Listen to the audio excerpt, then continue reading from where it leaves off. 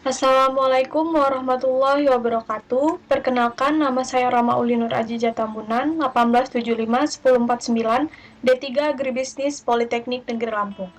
Di sini saya sebagai moderator dari kelompok 2 yang berjudul Falsafah Prinsip dan Etika Penyuluhan yang beranggotakan Rian Adriansah 1875-1052, Sylvia Pratiwi 1875-1058, dan Windy Febrian 1875-1064. Di sini kami akan menjelaskan falsafah prinsip dan etika penyuluhan yang akan disampaikan pertama oleh Sylvia Pratiwi dan akan dilanjutkan kepada Rian Adriansah. Saya sendiri Rama Ulin Aji Jatambunan. Windy Febrian akan menjelaskan tentang etika penyuluhan dan kesimpulan.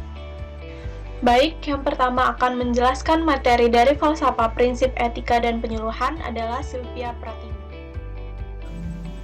Ya, di sini saya Sylvia Pratiwi. Saya ingin menjelaskan mengenai falsafah dalam penyuluhan.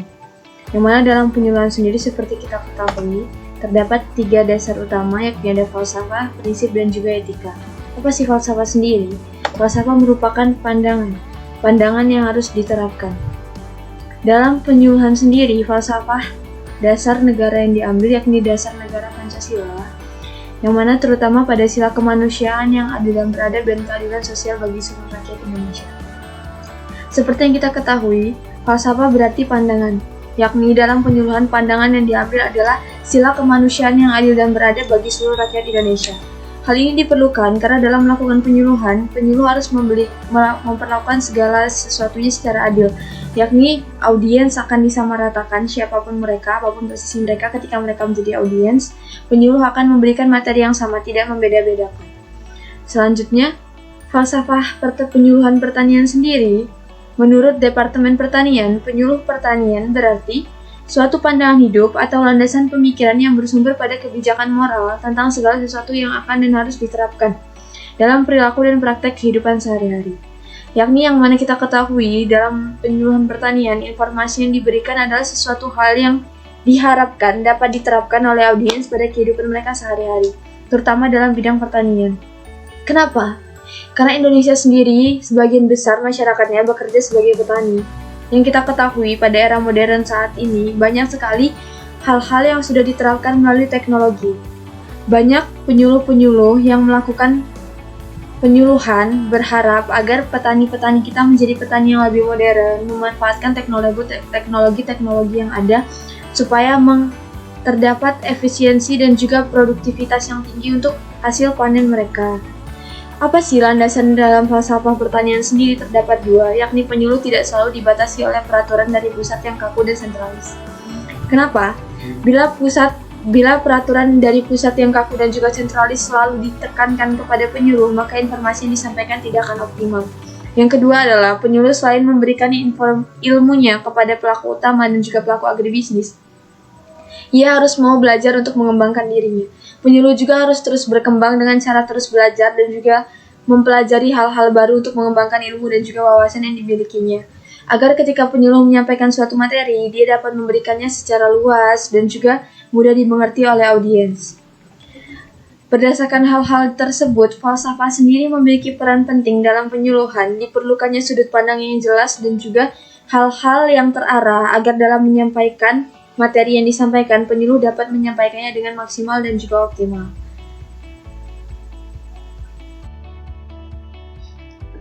Selanjutnya yaitu prinsip-prinsip penyuluhan. Prinsip-prinsip penyuluhan yaitu ada 3. Yang pertama, mengerjakan, kedua akibat, dan ketiga yaitu asosiasi. Yang pertama yaitu mengerjakan, artinya kegiatan penyuluhan harus sebanyak mungkin melibatkan masyarakat untuk mengerjakan atau menerapkan sesuatu. Jadi dalam penyuluhan itu sendiri harus melibatkan masyarakat yang ada dalam melakukan suatu penyuluhan tersebut. Untuk yang kedua yaitu akibat. Akibat yaitu kegiatan penyuluhan harus memberikan akibat atau pengaruh yang baik atau bermanfaat bagi masyarakat. Jadi dalam melakukan penyuluhan tersebut harus memberikan dampak yang baik gitu bagi masyarakat yang ada. Selanjutnya yaitu asosiasi. Artinya setiap kegiatan penyuluhan harus dikaitkan dengan kegiatan lainnya. Jadi penyuluhan tersebut sangat beragam bentuknya, tidak hanya satu penyuluhan.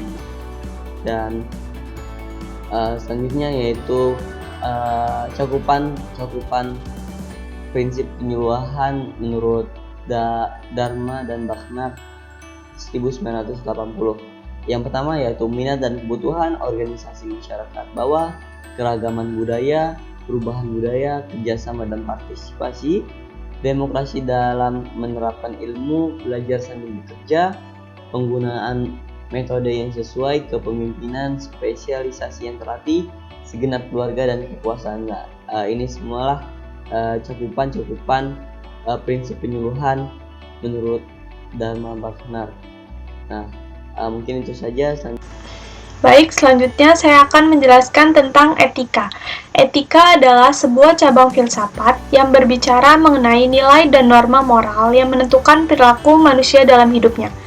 Dalam Kamus Besar Bahasa Indonesia menjelaskan bahwa etika adalah ilmu apa yang baik dan apa yang buruk tentang hak dan kewajiban moral atau akhlak. Etika itu bukanlah sebuah peraturan, tetapi lebih dekat kepada nilai-nilai moral untuk memilikinya. Tujuan dari beretika itu yaitu membangkitkan kesadaran beretikat baik, dan jika dilupakan atau dilanggar, berakibat kepada tercemarnya pribadi yang bersangkutan, kelompoknya, dan anggota kelompoknya. Jadi, etika itu adalah nilai dan norma moral yang menentukan perilaku manusia dalam hidupnya yang wajib dimiliki oleh manusia. Selanjutnya adalah etika penyuluhan. Penyuluhan adalah sumber profesi. Jadi, kegiatan penyuluhan bukan hanya kegiatan sosial semata, tetapi kegiatan penyuluhan saat ini sudah membutuhkan imbalan atau ganjaran yang membentuk materi. Dengan demikian, dapat dikatakan bahwa profesi adalah pekerjaan yang dilakukan sebagai kegiatan pokok, di mana kita mengandalkan suatu keahlian yang ada dalam diri kita untuk menghasilkan nafkah hidup. Selanjutnya, menurut Frans Magnus Suseno juga menyebut ada beberapa ciri penting dan secara umum ada beberapa ciri atau sifat yang melekat pada profesi, baik profesi pada umumnya maupun profesi luhur. Yang pertama, yaitu adanya pengetahuan khusus. Yang kedua, adanya kaidah atau standar moral yang sangat tinggi. Yang ketiga, mengabdi pada kepentingan masyarakat. Jadi, ketika kita melakukan suatu profesi, kita bukan hanya mencari suatu ganjaran atau untuk mendapatkan suatu materi, tetapi kita juga harus mengedepankan kepentingan masyarakat. Lalu yang keempat, ada izin khusus untuk bisa menjalankan profesi.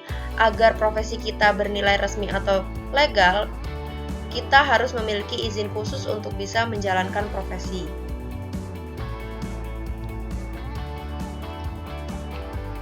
Yang terakhir adalah kesimpulan. Berdasarkan laporan yaitu mengenai tentang falsafah, prinsip, dan etika penyuluhan, terdapat 3 poin penting yang bisa diambil kesimpulan. Yang pertama adalah falsafah. Falsafah berarti pandangan yang akan dan harus diterapkan. Falsafah penyuluhan berpijak pada pentingnya pengembangan individu dalam menumbuhkan masyarakat dan bangsa.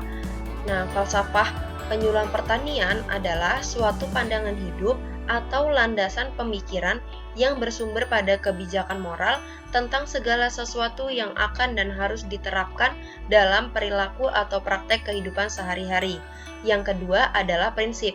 Prinsip adalah suatu pernyataan tentang kebijaksanaan yang dijadikan pedoman dalam mengambil keputusan dan melaksanakan kegiatan secara konsisten. Prinsip-prinsip penyuluhan itu sendiri diantaranya adalah mengerjakan, akibat, dan asosiasi. Kemudian yang terakhir adalah etika.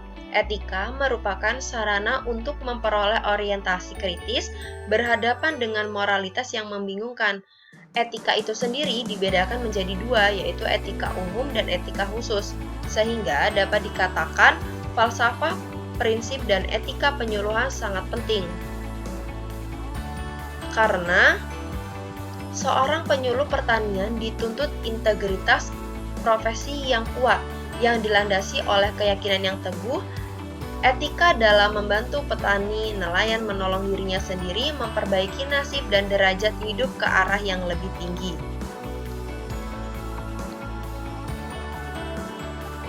Baik, demikian hasil presentasi dari kelompok kami yang berjudul Falsafah, Prinsip, dan Etika Penyuluhan. Jika ada kurangnya kami mohon maaf. Sekian, wassalamualaikum warahmatullahi wabarakatuh. Terima kasih.